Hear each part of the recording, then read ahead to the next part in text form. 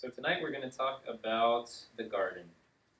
And you saw the little plug for it in the email or whatever you received via social media or whatnot. But we're going to go back to the Garden of Eden, and we're going to dive a little bit more into something that Michael brought up last weekend with the overview that he gave us on the theology of the body.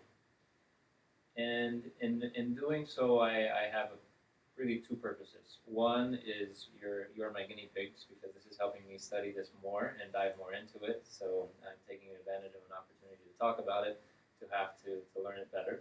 Okay, don't worry, I do want to teach you, so you're not going to be lab rats or guinea pigs. I'm testing the idea on you. Okay, so don't worry. Secondly, is really whether it's to benefit you personally or to equip you to benefit someone else later on. We have to come to grips with the reality that the inauthentic way that our modern world teaches us how to live human sexuality and love has left a lot of people wounded. Maybe it's wounded us personally, or maybe we know somebody in our life that it has wounded.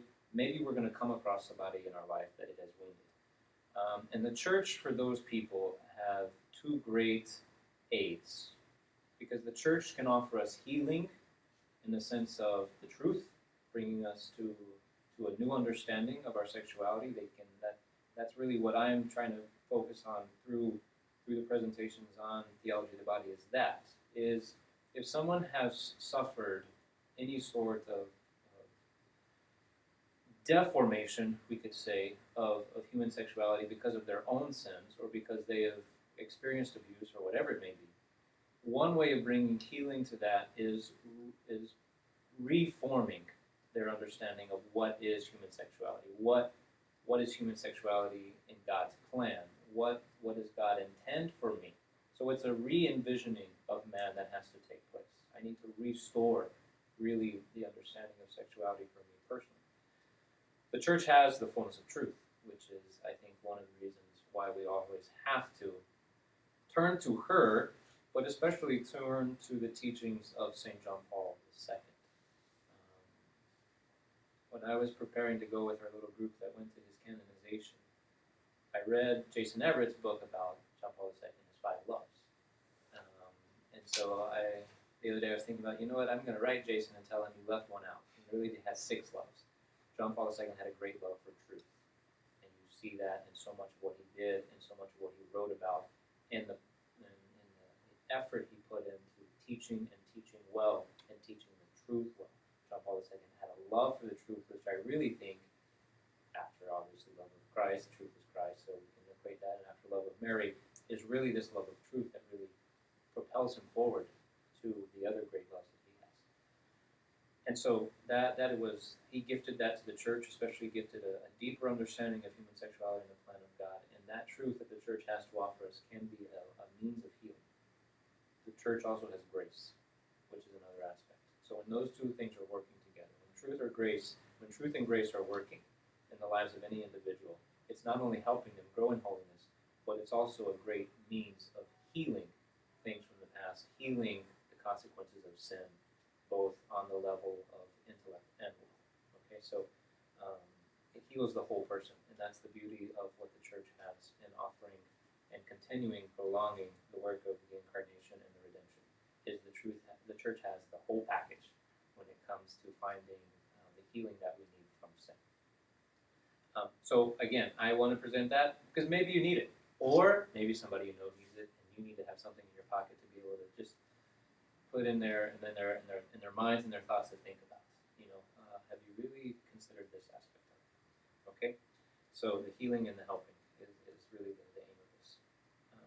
And we have a great way to springboard into the topic, given the gospel we had last Sunday.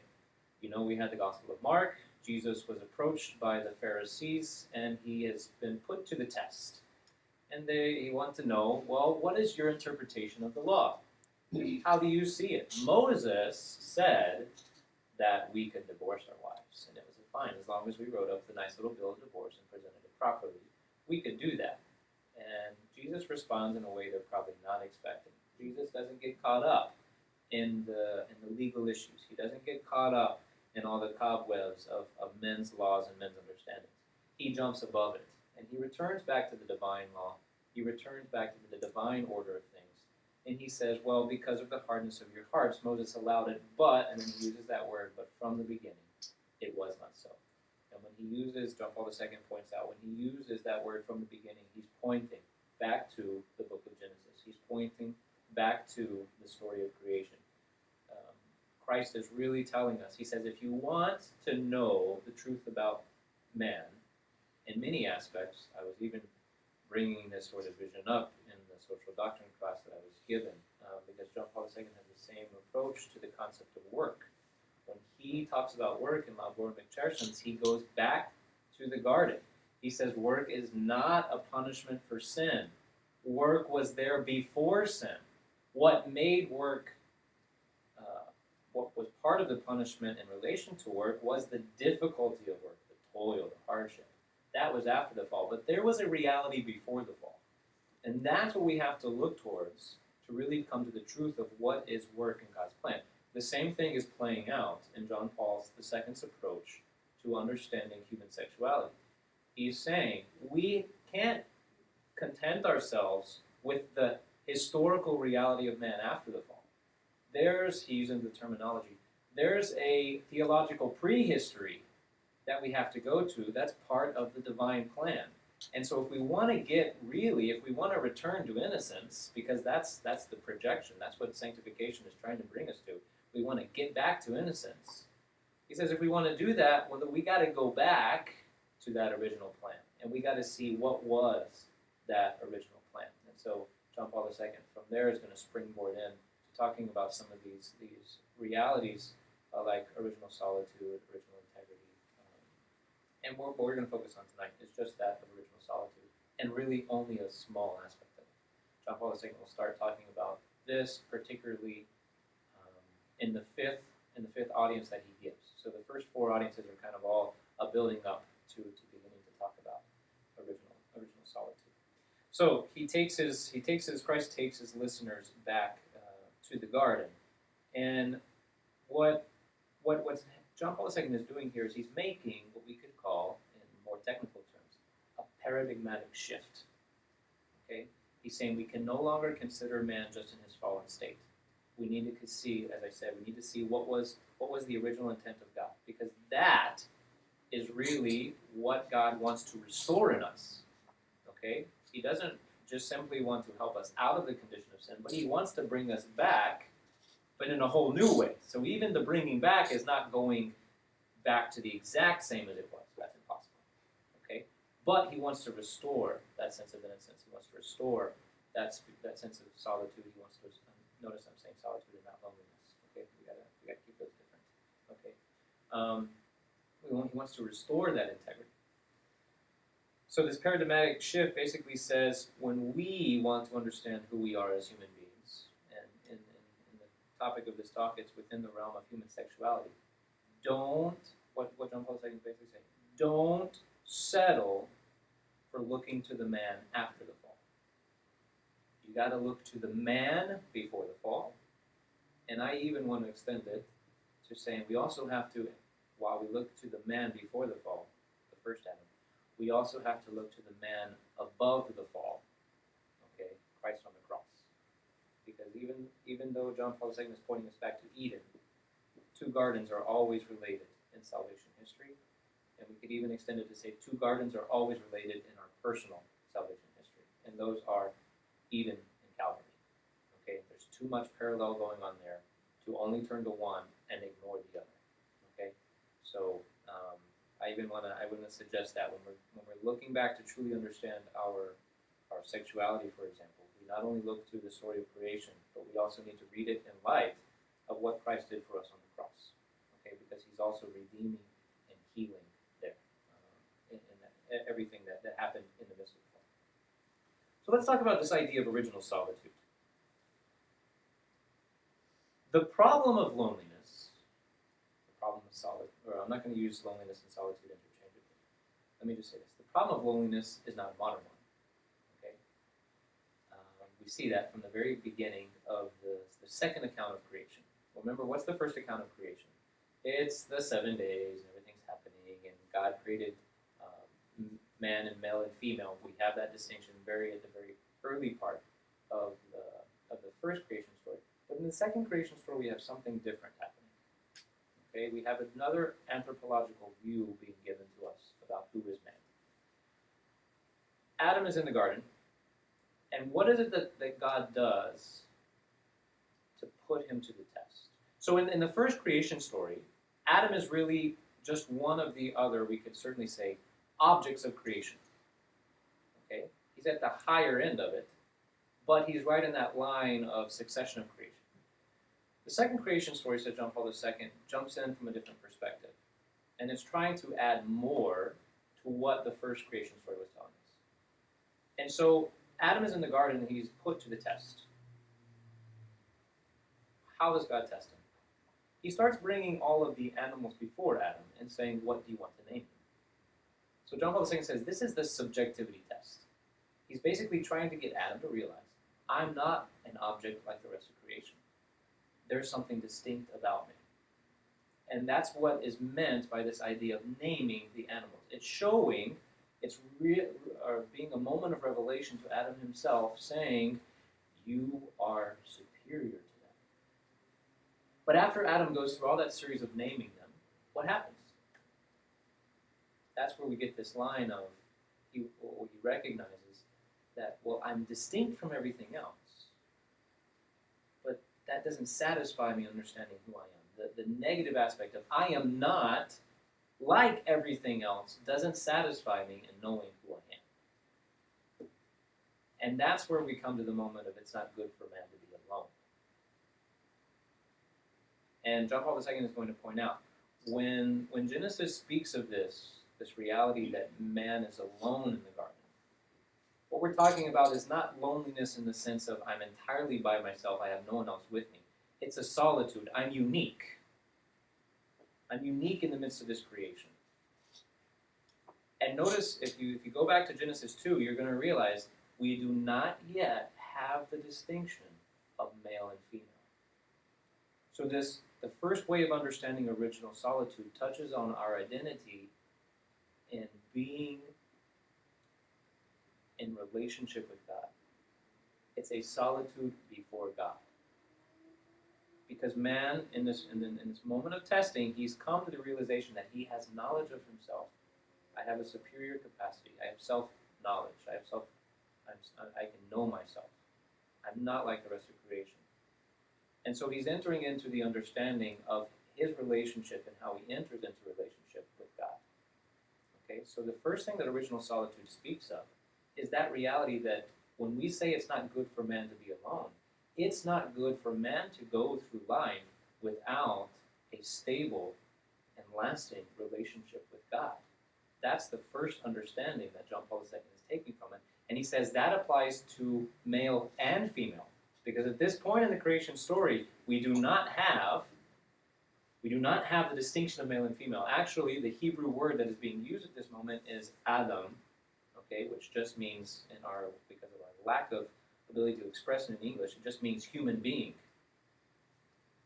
We don't get the Is and the Isa, so male and female, until after the side is open and the rib comes out and we have the creation of woman. Then we have Adam is made Is, man, and Isa, woman.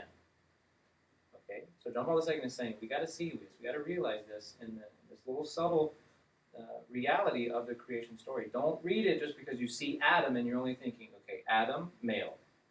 It's not good for man to be alone. Adam is eveless. Okay, Adam's loneliness is not evelessness. Okay, that's not the first understanding of original solitude. The first understanding of original solitude is helping us understand that in our search, because this is the premortal search for human identity. Okay, it's not that too is not a modern concept or a modern idea that man has to know who he is. That the premortal search for human identity is right here in the garden, where Adam is realizing it's not good for me to be alone. Meaning, I have to enter into this relationship with God, and God's going to put him and Eve to the test in that when he brings them to the tree. Okay, that's going to be the line that they then have to choose which side they're going to stand on in Are we going to enter into a relationship as he is calling us to?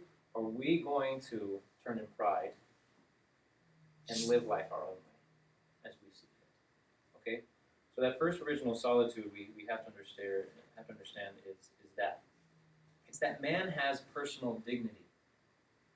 Okay? I'm not like the rest. I have personal dignity.